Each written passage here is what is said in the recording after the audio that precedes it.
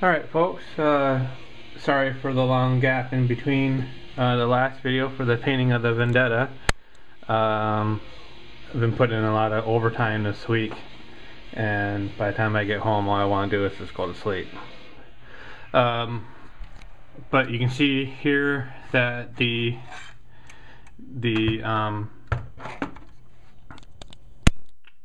brushed in putty turned out okay. Relatively smooth enough. Like I said, just for first pass look, it at least will mask that pretty huge gap. And then like I said, there was a little bit of a gap on this side. Some of it was covered up with glue. So I'm gonna get this spray area here cleaned up, and I'll show me mixing that up, and then more to come. Alright, so recap of the color that we're trying to match. We are going to try to match this green, which is supposed to be a Dark Angels green, and I'll just move my camera sled here. So this is, I got the Vendetta propped up against a box with a little bit of upholstery tack holding it down, and the wings in the back are holding it down too. So I'm going to coat the underside first and then let that dry, and while it's drying I'll get some other things done. But yeah, here's the it's really smooth right now, and we'll put in some green. And again, we're doing the Hunter's Green hue from Liquitex, or Hooker's Green, sorry, Hooker's Green. And it does look brighter, but I'm suspecting it's going to get dark when I spray it over the gray plastic. So I'm really not too concerned. And we're just going to throw a little bit in there.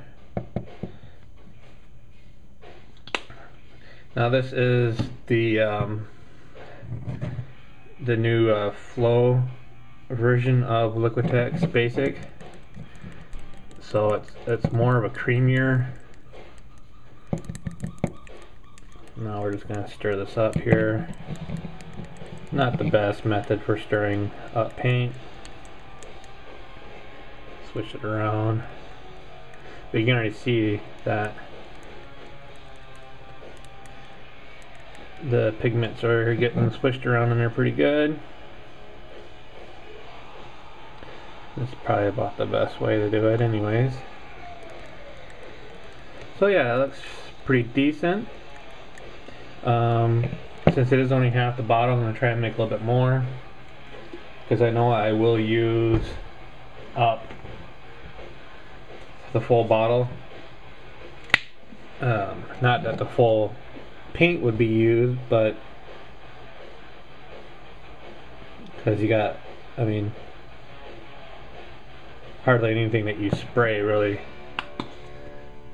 gets applied to the surface anyways. That's why they call airbrushing has overspray, because a lot of the medium that you're spraying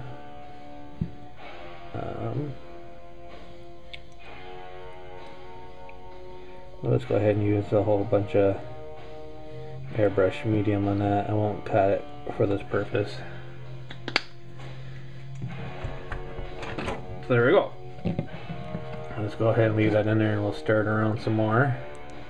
Now, like I said, I'm very positive that this I'll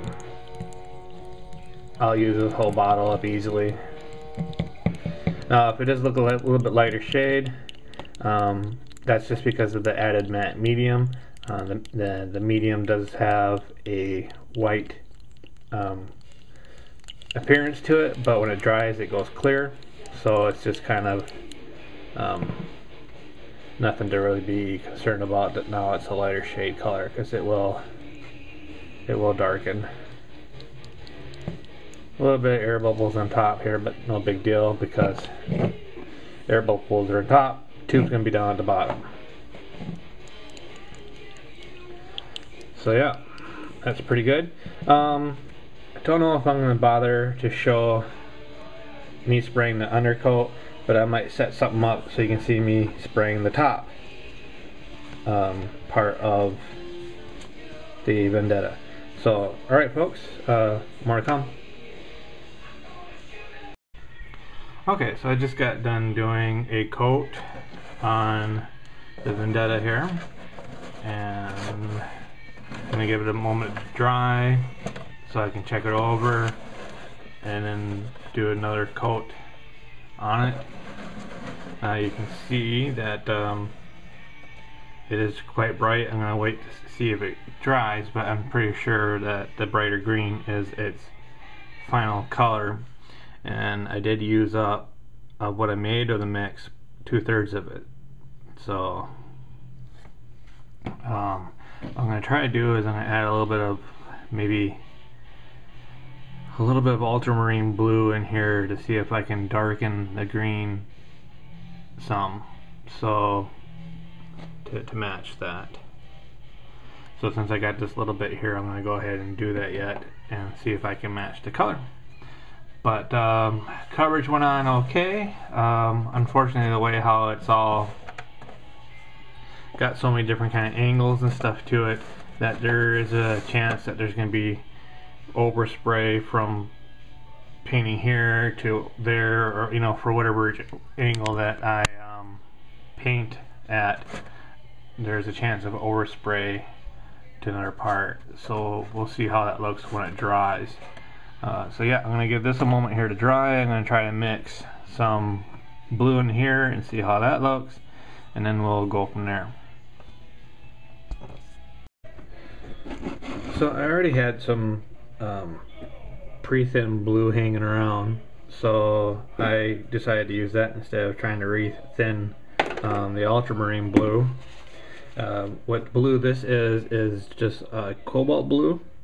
One of my favorite blues to use. Actually, it's what I use for my dark elder models, and I've been stirring it together here, and I don't really want to touch the model here because I got paint on my hands, but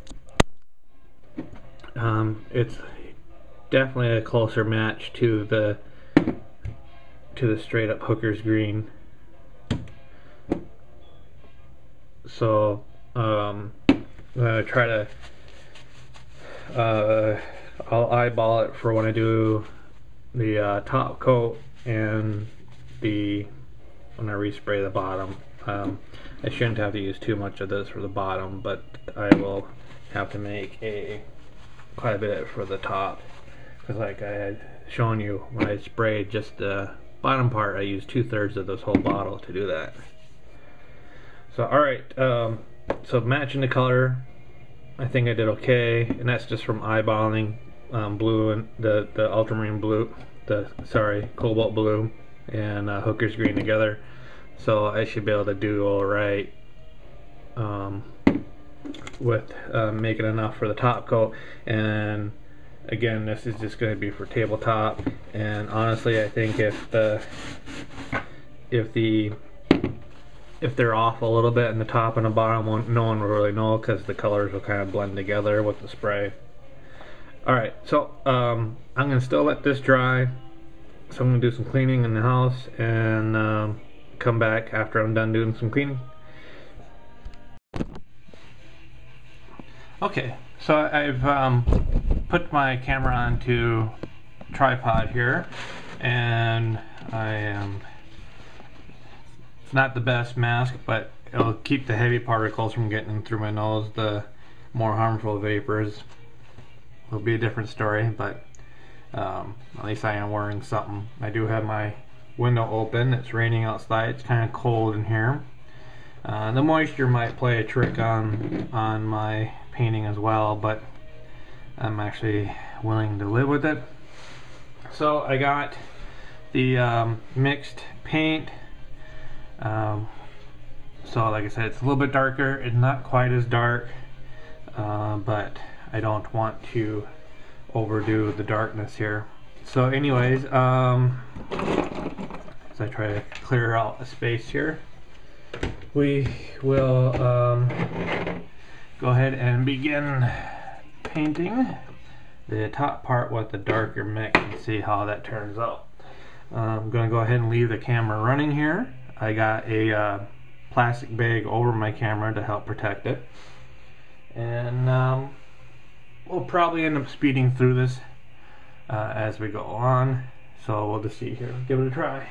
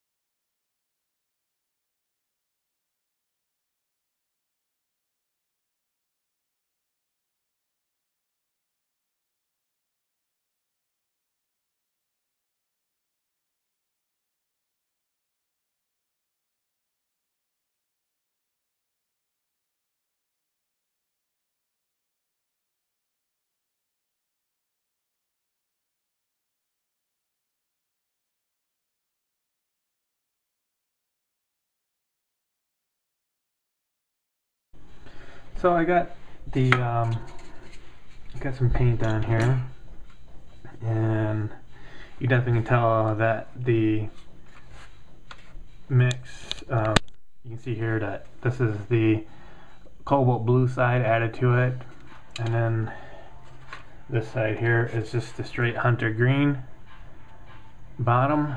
So you definitely can tell that there is a difference in color. I had a little bit of an issue here. I'm gonna have to wait for it to dry, and then I'm gonna have to sand it and see if I can repair it. It's a little roughed up here. I don't know if I can. Yeah, you can see that a little bit. So I have to wait for that to set better, and then I'll give it a sanding. Still not quite as dark as the guy, but what I might try to do is make a translucent blue, like a blue candy with the cobalt, because I still got quite a bit of cobalt here that's thinned down for airbrushing. And see maybe if I can just do a spray, basically like a wash over it. But yeah, this part here I have to kind of fix. Again, this is my doing. I tried to dab it when it was wet and it caused a rough texture. So I'll just take a nail file, emery board, try to smooth it out, and then put another coat over it. I can see here that when I was working on the top, I did scratch some of the bottom, so it wasn't really quite cured when I started working with it. So I think I'll just pay more attention to the top part here. Unfortunately, I only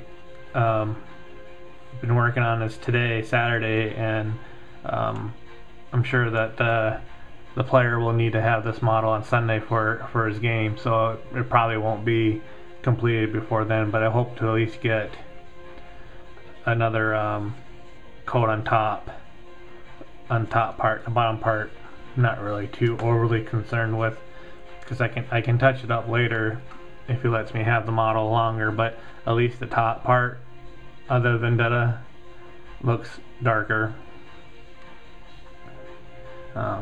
And I need to get a